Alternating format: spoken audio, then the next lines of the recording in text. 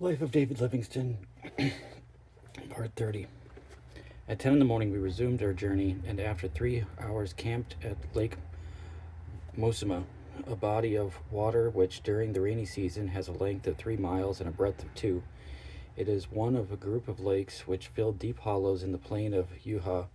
They swarm with hippopotami, and their shores are favorite resorts of large herds of buffalo and game. The eland and buffalo especially are in large numbers here, and the elephant and rhinoceros are exceedingly numerous. We saw several of these, but did not dare to fire.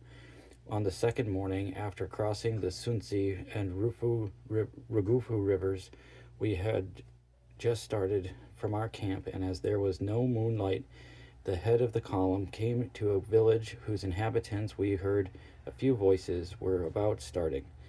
We were all struck with consternation, but consulting with our guide, we dispatched our goats and chickens, and leaving them on the road, faced about, retraced our steps, and after a quarter of an hour struck a ravine, and descending several precipitous places about half past 6 o'clock, found ourselves in Yukagaranga, safe and free from the tribute taking Waha.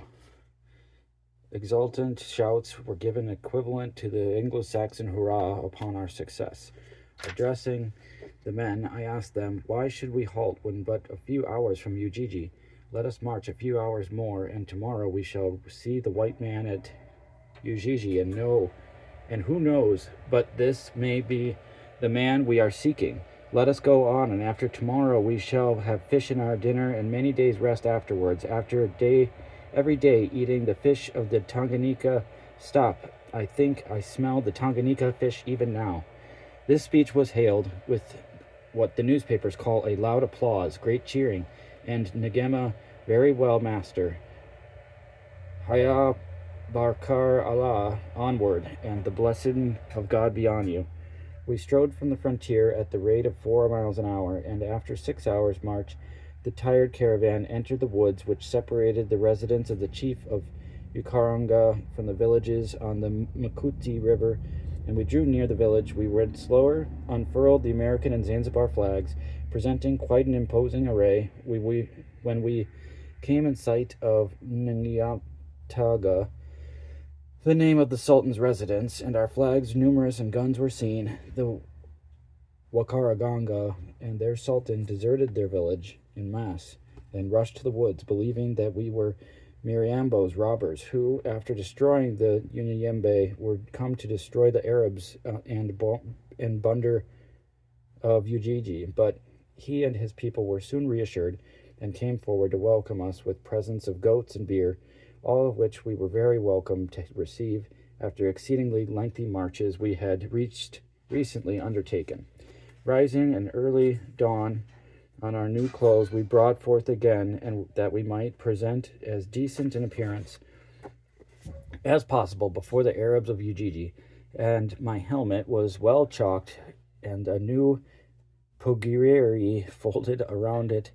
My boots were well oiled, my white flannels put on, and altogether, without joking, I might have paraded the streets of Bombay without attracting any great attention.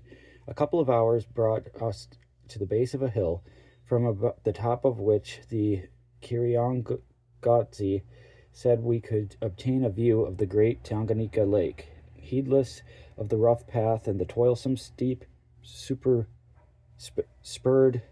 onward by the cherry promise, the ascent was performed in a short time. On arriving at the top, we beheld it at last, from the spot whence probably Burton and Speke looked at it, the one in a half paralyzed state, and the other almost blind.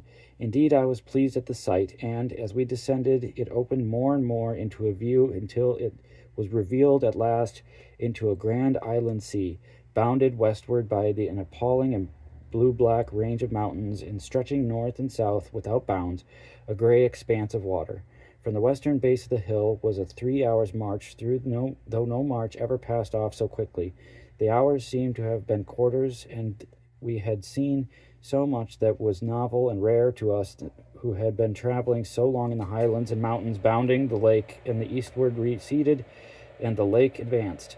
We had crossed the Ruche or Linche and its thick belt of tall mat grass, and we plunged into the perfect forest of them and had entered into the cultivated fields which supply the port of Ujiji with vegetables, etc.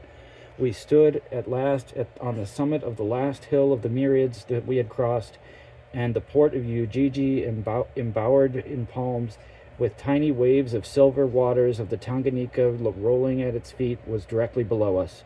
We are now about descending. In a few minutes we shall have reached the spot where we imagine the object of our search. Our fate will soon be decided. No one in that town knows that we are coming. Least of all do they know we are so close to them. If any of them have heard of the white man at Uyembe, they must believe that we are there yet. Uyembe, they must believe we are there yet.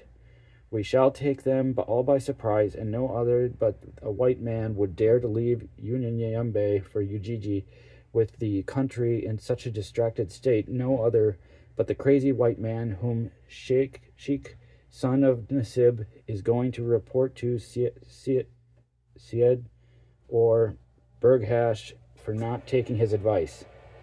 Well, we are about a mile from Ujiji now, and it is high time we should let them know a caravan is coming. So commence firing. It is the word passed along the length of the column, and gladly do they begin. They have loaded their muskets half full, and they roared like the broadside of a line of battleship. Down go the ramrods, sending huge charges home to the breach, and volley were fired. The flags are fluttered, and the banner of America is in front, waving joyfully. The guide is in the zenith of his glory. The former residents of Zanzita will know it directly, and will wonder, and as well they may, as to what it means. Never were there stars and stripes so beautifully in my mind.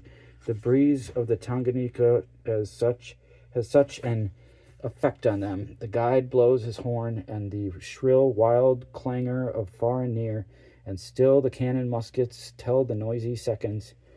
But this time the Arabs are fully alarmed, and the natives of Ujiji, Waghula, Warundi, Wagandana, and I know not whom, hurry up by the hundreds to ask what it all means.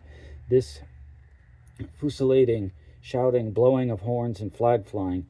These are Yambos shouted out to me by the dozen. The delighted Arabs have run up breathlessly to shake my hand, ask anxiously where I come from.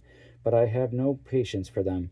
The expedition goes far too slow. I should like to settle at the vexed question by one personal view. Where is he? Has he fled? Suddenly a black man, at my elbow, shouts in English, "How do you do, sir?"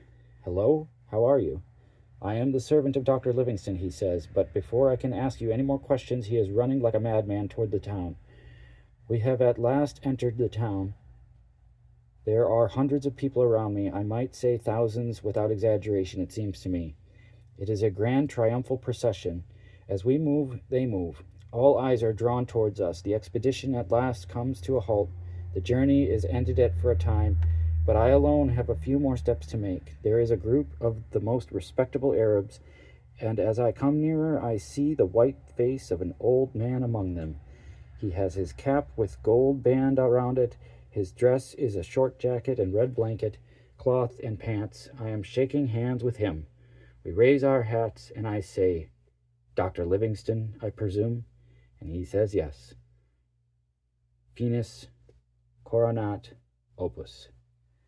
And thus was the goal won, after long and toilsome, dangerous journeys, many hundred miles of them, never before looked upon by the eye of white man. It was a triumph magnificently demonstrating the progress of humanity, science, and civilization, and it must be universally regarded as an achievement remarkably and most happily representative of the spirit of the age, since it was accomplished not by the power and wealth of prince or potentate or government, but by the irrepressible enterprise of an American newspaper.